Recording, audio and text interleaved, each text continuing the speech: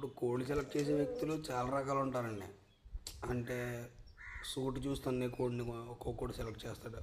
ఒక్కొక్క అతను ఏం చేస్తాడంటే ఫాస్ట్గా మీదకి వెళ్ళిపోయి పెద్ద పెద్ద ఇసిరి కోడిని ఒక అతను సెలెక్ట్ చేస్తాడు. అన్నీ మ్యాటర్ కాదు. కోడి పుంజు కత్తి వేసుకుని అవతల కోడి మీదకి వెళ్ళాక ఒక్క తన్ను తన్నా, 2 తన్నులు తన్నా, పోనీ 4 తన్నులు తన్నా, 4 తన్నులకి 4 తన్నులు కత్తి అవ్వాలి. అలాంటి కోడిని సెలెక్ట్ చేసుకోవాలి. అంటే రంగు భేదాలను బట్టి ఒక్కోసారి కత్తి ఎక్కకపోవచ్చు, అది మ్యాటర్ కాదు. తన్నే ఎలా తంతుంది, నిక్కార్సుగా తంతుందా లేదా. అంతేగాని ఒకటి ఉంటుందండి, చొక్క అయిపోద్ది.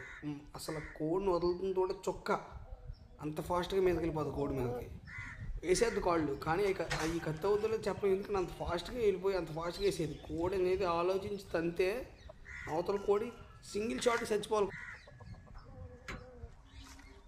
సింగిల్ షాట్కి మట్టి అయిపోవాలి కోడి. అలాంటి దాన్ని సెలెక్ట్ చేసుకోవాలి. సింగిల్ షాటే, తగిలిన షాటే బత్తి అయిపోవాలి కత్తి, అంతే. అలాంటి దాన్ని సెలెక్ట్ చేసుకుంటారని చెప్పి ఆశిస్తూ ఇప్పుడు మీ కోడిపందెం అభిమాని కోడిపందెం రైతు.